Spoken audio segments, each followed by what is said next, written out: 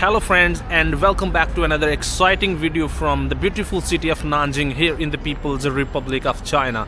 So in this video I will be talking about the family long-term S visa. So watch this video till the end so that you can understand the complete process of S1 visa. So basically in this video I will be including the English subtitles so that if any foreigner is watching this video so he can also understand the complete process of S1 visa. So let's start this video. सबसे पहले हम लोग बात कर लेते हैं कि जो S1 वीज़ा है बेसिकली किन लोगों के लिए है.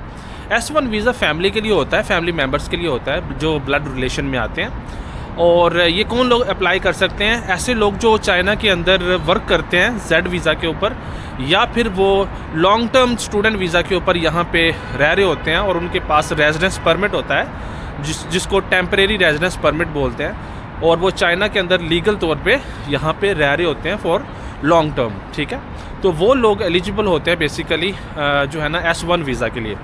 अगर आप लोगों ने S2 वीज़ा के हवाले से वीडियो नहीं देखी तो वो भी मेरे चैनल के ऊपर मौजूद है, वो वीडियो भी आप लोग देख सकते हो. बेसिकली S2 जो वीज़ा होता है वो शॉर्ट टर्म वीज़ा होता है जिसकी जो वैलिडिटी होती है वो 180 डेज़ होती है, जबकि जो S1 वीज़ा होता है ये लॉन्ग टर्म वीज़ा होता है. और इस वीडियो में मैं टोटल जो है वो S1 वीज़ा के हवाले से बात करूंगा, क्योंकि S2 वीज़ा के हवाले से कंप्लीट जो वीडियो है वो मेरे चैनल के ऊपर ऑलरेडी जो है ना वो मौजूद है, वो आप लोग देख सकते हो. अभी हम लोग बात कर लेते हैं रिक्वायरमेंट्स की कि कौन कौन से डॉक्यूमेंट्स रिक्वायर्ड होते हैं S1 वीज़ा के लिए.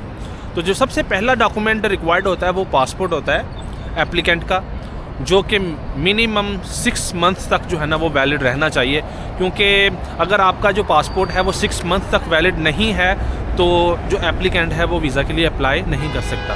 ये हो गई पहली कंडीशन. उसके बाद पासपोर्ट साइज़ फ़ोटो चाहिए होती है, जिसका साइज़ जो है ना वो मैंने वीडियो में मेंशन कर दिया है, वो भी जो है ना वो फॉलो करना होता है. उसके बगैर जो है ना वो मतलब वीज़ा एप्लीकेशन आपकी एक्सेप्ट नहीं होती. ठीक है, तो वो लाइट वाइट बैकग्राउंड या ग्रे बैकग्राउंड के साथ जो है ना वो फ़ोटो होनी चाहिए.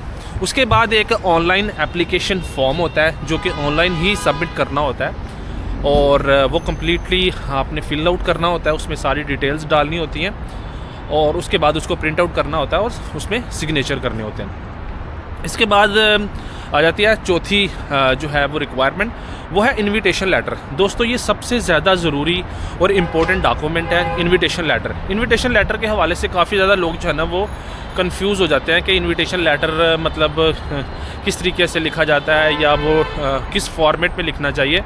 तो दोस्तों उसके हवाले से ज़्यादा परेशान होने की ज़रूरत नहीं है.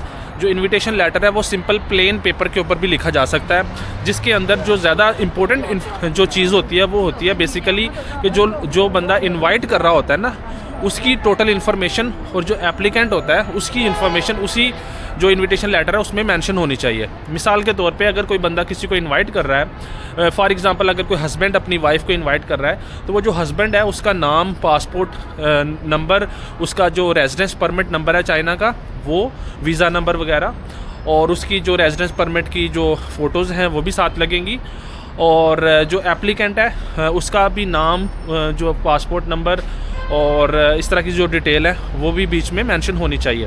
तो एक तो ये तरीका है कि आप सिंपल प्लेन पेपर के ऊपर भी इसको लिखा जा सकता है, या दूसरा जो बेस्ट तरीका है वो ये कि इसका जो फॉर्मेट है वो आपको जो चाइना की जो एम्बेसी होती है उसकी ऑफिशियल जो वेबसाइट होती है वहाँ पे भी इसका फॉर्मेट आपको मिल जाता है. समटाइम जो है ना इस किसी कंट्री में जो वीज़ा एप्लीकेशन है वो डायरेक्टली एम्बेसी डील करती है, और किसी कंट्री में जो जारी ऑफिस होता है या VFS ग्लोबल होता है वो इसको डील करते हैं. तो आप अकॉर्डिंगली देख सकते हैं कि आपकी कंट्री में कौन सी जो है ना वो मतलब सिचुएशन है इस हवाले से. तो ये हो गया इनविटेशन लेटर. उसके बाद आ जाता है आपका family registration certificate. Family registration certificate इसलिए ज़रूरी होता है कि अगर आप अपनी वाइफ को और साथ में बच्चों को भी इनवाइट करना चाहते हैं तो जो एम्बेसी है वो देखना चाहती है कि आपकी जो फैमिली ट्री है उसके अंदर आपके जो बच्चे हैं वो मतलब उनके नाम शामिल हैं या नहीं है. ठीक है, तो ये फैमिली रजिस्ट्रेशन सर्टिफिकेट भी बहुत ज़्यादा इंपॉर्टेंट डॉक्यूमेंट है. तो इसके बाद नेक्स्ट डॉक्यूमेंट आ जाता है MRC. MRC को बोलते हैं मैरिज रजिस्ट्रेशन सर्टिफिकेट. तो ये बेसिकली एविडेंस होता है कि आप लीगल तौर पे जो है ना वो मैरिड हैं, और उसमें आपको पता है ये सारी डिटेल वगैरह लिखी होती है कि कौन सी डेट को आपकी शादी हुई है, एट्सेट्रा एट्सेट्रा. इसके बाद एक और सबसे ज़्यादा इम्पोर्टेंट डॉक्यूमेंट है पुलिस करैक्टर सर्टिफिकेट या पुलिस क्लियरेंस सर्टिफिकेट। ये बेसिकली जो लोकल डिस्ट्रिक्ट होती है सिटी की, वो बेसिकली इशू करती है। अब जौन सी सिटी में रहते हैं उसकी जो लोकल पुलिस स्टेशन होता है या पुलिस खिदमत मरकज़ जिसको बोलते हैं, वो बेसिकली इसको इशू करता है। और ये बहुत ज़्यादा इंपॉर्टेंट डॉक्यूमेंट है, इसके बगैर जो वीज़ा है वो अप्लाई नहीं होता। अच्छा दोस्तों, बहुत ज़्यादा लोग जो है ना वो ये भी कंफ्यूज होते हैं कि इसमें हमें ट्रैवल आइटनरी जो है ना, यानी कि जो रिटर्न फ़्लाइट है वो बीच में लगानी है या नहीं लगानी। तो दोस्तों जो S2 वीज़ा होता है ना, उसमें बेसिकली रिटर्न फ़्लाइट शो करनी होती है। S1 वीज़ा चूँकि लॉन्ग टर्म वीज़ा होता है, इसमें रिटर्न फ़्लाइट लगाने की ज़रूरत नहीं होती। लेकिन जो एप्लीकेशन फॉर्म होगा उसके अंदर आपने जो है ना वो मतलब सपोजिटली जो रिटर्न जो डेट्स हैं वो बीच में डालनी होती हैं, मतलब फ़र्ज़ी जो डेट्स हैं वो आपने डालनी होती हैं, ठीक है। लेकिन साथ में रिटर्न फ़्लाइट लगाने की या डमी रिजर्वेशन लगाने की ज़रूरत नहीं होती S1 वीज़ा में। लेकिन S2 वीज़ा में मैंडेटरी है ये चीज़। तो ये दो जो है ना वो फ़र्क हैं, ये आपने जो है ना वो ज़रूर अपने माइंड में रखने हैं। इसके बाद जो है ना वो सम टाइम एक और एडिशनल डॉक्यूमेंट होता है अपॉइंटमेंट लेटर। तो सम टाइम उसकी भी रिक्वायरमेंट होती है और सम टाइम जो है ना वो अगर रश कम हो तो अपॉइंटमेंट की ज़रूरत नहीं भी होती। और बात ऐड करना चाहता हूँ वो ये कि जो इन्वाइटिंग पर्सन होता है या इन्वाइटिंग पार्टी होती है, उसकी पासपोर्ट की कॉपी और इसके जो चाइनीज़ वीज़ा हैं उनकी कॉपीज़, उसके रेजिडेंस की कॉपी भी मैंडेटरी होती है। ये भी साथ में एप्लीकेशन में इंक्लूड होती है। इसी तरह से अगर आप किसी यूनिवर्सिटी में स्टूडेंट हैं तो आपको वहाँ से जो इंटरनेशनल स्टूडेंट ऑफिस होता है वहाँ से आपको NOC बनवाना पड़ती है, ठीक है, नो ऑब्जेक्शन सर्टिफिकेट। और इसी तरह से अगर आप वर्क करते हैं तो आपकी जो कंपनी है वो आपको NOC इशू करती है, जिसको बोलते हैं नो ऑब्जेक्शन सर्टिफिकेट। तो दोस्तों ये भी ज़्यादातर केसेस में ये मैंडेटरी डॉक्यूमेंट होता है। तो बेहतर ये है कि ये डॉक्यूमेंट भी आप साथ में अटैच करें, क्योंकि इसके बगैर आपका वीज़ा प्रोसेस होने में दिक्कत पेश आ सकती है। अगर मैं S2 वीज़ा की बात करूं तो S2 वीज़ा में सम टाइम NOC की ज़रूरत नहीं होती, क्योंकि वो एक शॉर्ट टर्म शॉर्ट मैटर्स के लिए वीज़ा होता है। मैं S1 और S2 वीज़ा को कंफ्यूज नहीं करना चाहता, इसलिए आप जो S2 वीज़ा के हवाले से जो मेरी सेपरेट वीडियो है वो आप जाके देख लो, ताकि आप लोगों को कन्फ्यूजन पैदा ना हो। तो इसलिए इस वीडियो में मैं सिर्फ S1 वीज़ा के हवाले से बात करूंगा। और S1 वीज़ा के लिए ये बात मैंडेटरी है कि आपके पास से नो ऑब्जेक्शन सर्टिफिकेट होना चाहिए, और उसके बगैर जो है ना वो आपकी एप्लीकेशन प्रोसेस नहीं होती।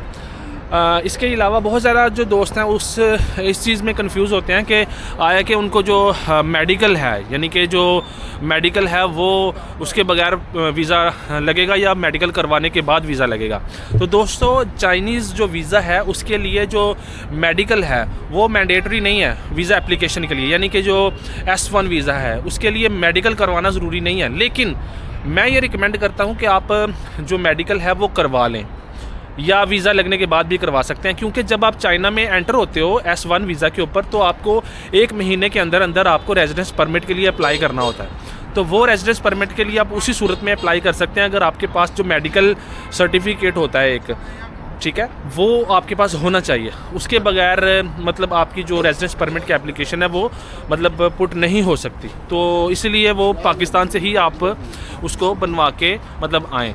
तो वो वीज़ा के लिए, पाकिस्तान में वीज़ा के लिए या इंडिया में वीज़ा के लिए तो वो ज़रूरी नहीं होता, लेकिन चाइना में पहुँचने के बाद उस मेडिकल सर्टिफिकेट की ज़रूरत होती है।